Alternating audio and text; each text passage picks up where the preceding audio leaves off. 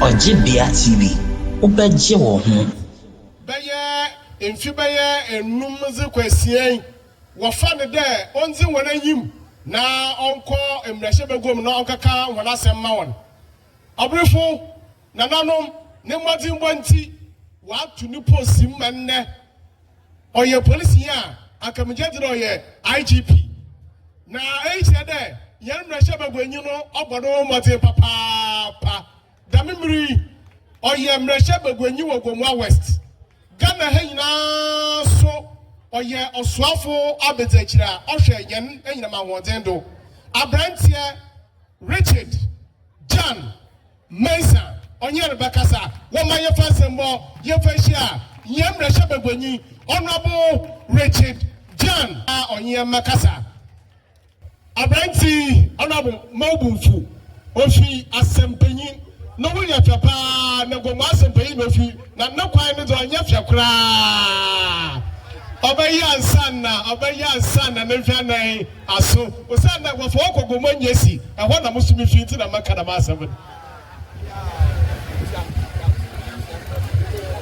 nananum Gomoa asen achampem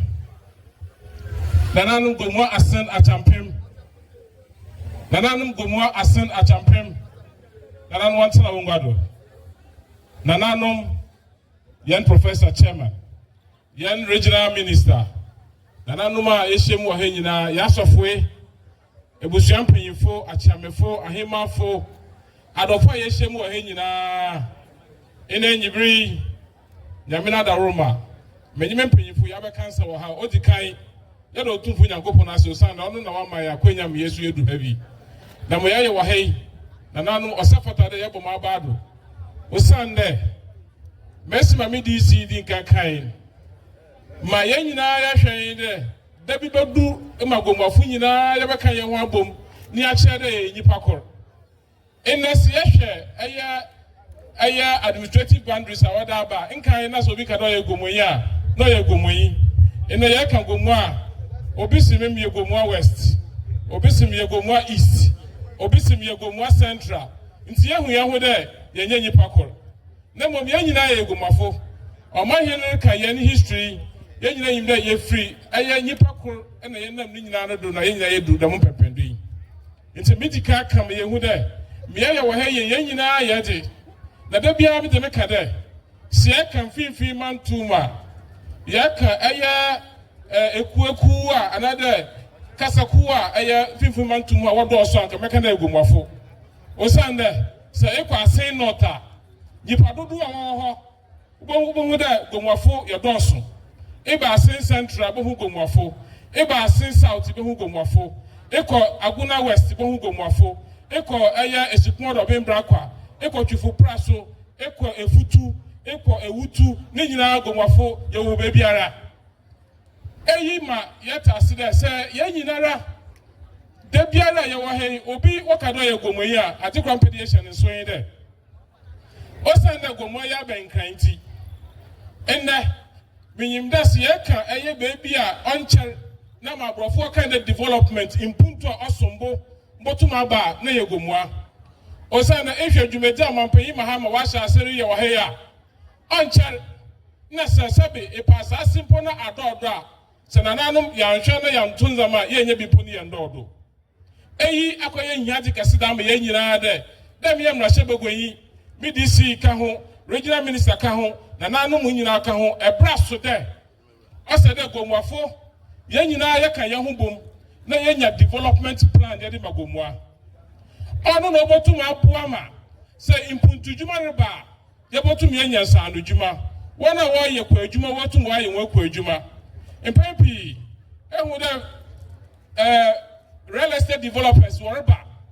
se ya nhwe ne antoto nzama ye boton ya nsase nyinara ye da ma real estate fuma ye nya bebi ada na mom ye nya bebi ye adwuma ye ndidi nti hu akohia de nanom medical ya tron krata da ma nanom ahemfo ma ahemfo ebien ye Gomoa West ena ne nkwado nyina nanom de ye hwe kwana ye botum na ya toto nzama ama ye mebun wenye adwuma ye enu be hia de yen sasa e bi da ho nyina no yenyi ebusuan panyimfo ye beka yen ho abom na yetumi ayi bi esi ho de eyi ha ye de be development projects higher investment projects higher farming projects na aboa Gomoa afane tampefra aban no kuti ontumi nya Gomoa enfane tampefra obi biara ho biara wona fe mu de osede oye bi je di do man peyi ma de nzo megu akwam na regional minister wa ha na mom ye hyem wa he ye de sie yi do de ye pede ye si aya ahifie ye de ma aya Gomoa asen tradition now answer ne ye botumi aye da medwumedin na no mesra de ye ma ye nyin ko dwumedi a obaboa ma ye nya sika wom na ye da boa aya omahe ne dwumedi osede opedo ye de boa he nyinara me kan na mu wi a me DC we di kanaka aya asomdwe ho na mesra ho mesima ina na nanu ma bogwa e wo ha ma Gomoa asen ha aye fewon ye misi ye ho da si ye firi ha ne ye ko ye nkronkro bra se ye bongwa na ye fra ye ahemfo ye fra ye manfo a ana ye benya wo nyina da mesima ye hyem wo he ana e bia na mentima friend kasa bi kakra bi wo ho ye besle mu nyina da ye ngina enne anomuto ye tuido ananom se yanka mbom a yen impunto a ye hwe ye sanka da mayem na sebegoyi nyamina dumara afi otobre num edu bebi a yentum yenko hin bi ni fie osanda ekrokuru ne ko hin bi ni fie na ankokuru ni fie na awo MP another DC enya asem yepeda yankotu yesu yentum yenye adwuma chi de ye bekro biara do yenye nananum yenye obetenase osanda se ye mpuntu dwuma bi po okro bi do a asede yenya nananum na omanfo wo so wa adwenkyere na otumo bua ma da ye beyen onko ye de hia ne abu yetiri ne ye bibi da bo man na mom de omanfo ni nyina so wo so adwenkyere den oka ho bi enti me fa da makonya yidu na masra ma himfo nyina wo Gomoa do wo west do wo east do wo central da na no ye sre ho da muntin kan inda ye firi hara ye koi ye siesi ye masumdwe nya adwuma na ama se yen amanyofo mpo ya yen na adwuma yin ya osanda ma ya kurunti motum na motu ya do sa na mama ya ye ma osede ye den ye ye nyade kese nti inda me da America me be sere mu nyina ye de ya ka aye kru ya ho asem na mom se ya ye kru ya na mesima ya hwehwe na aban ni hihye odebaba bebre na mom osede ye kan ye ho bom ni ye pre ye de ban ye sarenka nti mesra ho me de ma ya moba wasam nyina ye de me ba ye no papa me de be hye munsa na mo ntetem mo aso ma tetem mo de na mo dwumedi a hye mensa me ye madwuma na mom mesra de mo fa mo mpaibo mo kru ye mo fenta mechi na ma ya pra ye botum ye da be biara ye nyiso ade hunu biara do ya hemfie do ya nyuma do ya kwan ye tumi aye ye da boa ye manfo na be bra amenyem kasa yi me be gina wa kasa wo de me kuro mo kwan na wo de je me friend awa tu na nanom mesra ma ka de amampai mahama na bayi oreban wa bayi ne dwumedi orebayen Gomoa so yeso ye chefa wom ya te da amampai ne so ba baye aye big push project abra ye finance minister to force kasa wa parliament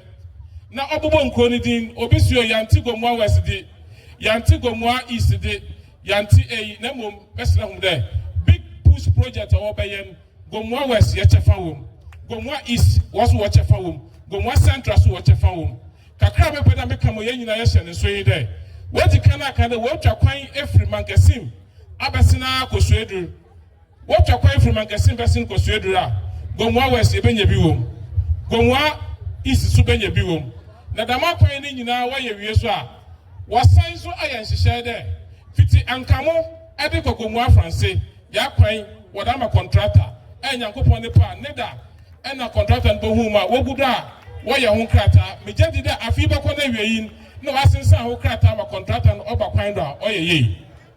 damasu na fiti Gomoa enyemei e de fa Gomoa dunkwaw afa Gomoa ekropon ekopre wo adwuma ko eno so eka ho bi damasu na aya Gomoa ankamo e de fa apa dwama dego ekopre wo otam eno so eka ho bi ye ni firi ho a amapai mama ne hihye oda ban aye MP biara asi afi biara ba ma akwan nya ma waso de akwan a oye 10 kilometers da ban wa hwe no wa ya ma afi Gomoa was there what the man ya there ya be fiti Gomoa man kesim ya da fa Gomoa takwa ekope Gomoa ehiem na ya no apem eye Gomoa abam krom mejati da da mo hihye nyinara ifie bian a owo ye fiti da mo briko ifie bian owo ye nyimi jumeja oye akwan jumeja aban ba beye na ma bodo yesa wa akwan bi so a we di kan we to one among the da ebiti da mankwade ediko junction liko ni krom na eye abrekum ni nyina na impo Ascent Township road a na ye hu da ya ye nyinara akwan ya wa ye nyina mampani maama na obetua ho kawo nti obi otua adeka no ono no waka do eden wa ye kwan da maso na fiti aya chinkwanta ediko poe wa mami krom aya Gomoa sempanyin ekọ Gomoa bebia no ano so Yakopon ya aduma ya oda ma contractor na mom no dwumeja odin mpanyinfo se ombo no hwe nti ye hwe da ye benya obi a obo no hwe na ya sesa ye da man nti na no eyi ye hihye ya aban da gu edegu akwan mu a yeso ye tuwa na mom mesra hu so de se Yakopon ya adum na musumu nya kwanya biara na mo ba aban mpanyinfo a won koda no won kai hon na won fa mbo ha na monto a yeso ye rutu na ma yesa akadama hia de nyinara se mi ya no so firi ho a amapanyi mama ne hihye a wahye biara Gomoa ya tefa won biara no so mo ye mrase begoyin menye aban krachi panyin na mo oyenyi kasa me de ya regional minister no so ona so ye Gomoa yinti ye nya ye de tamabo ye tamano na ya pre ye tefa won na ma Gomoa so afa ne tampa efra na no meka na mo wi a meda mo nyina ase awo akwan sonko a na wotwide a ye hye na da nya wotwa bia hye da mo dwumedi ase emeje enani ma medical baha enne eso dwumedi wodi nyina yete ho dewu na ho anamuntu nyinara yate ni nyinara aya asondwe abasabasa biara empoim yada ho ase obi biara wagbo da makonya no mu biara no ma me mesra mu nyina yede da masondwe a yede da mu yeda hye da mu fein yafa da masondwe nara yafa nko ye nkronkro nyina mu na yafa mprimpuntu yafa mba mbre Gomoa na Gomoa efa ntampemfra meda mu nyina ase na akonya a wada mam ma ya krado de mesima munya me hodo na muta mechi na mukoda muta mechi ade biara se da musume ye ma mukoda munya me hodo na akonya biara ba musan epia ma mekomanyi biara musume ye ndam bedaboa me kan na mu wi a amahe na ne mpanyifo mudwumeja amude simanyi do eye nyadi kasidi magoma manyinara ye ma enye mu nkote mu hawo kwan biara se de ya bua biara Gyan Mensah me na me mpanyifo ya krado de ye boboa madam dwumedin ewie peye ya da wasi biom nyame hira ho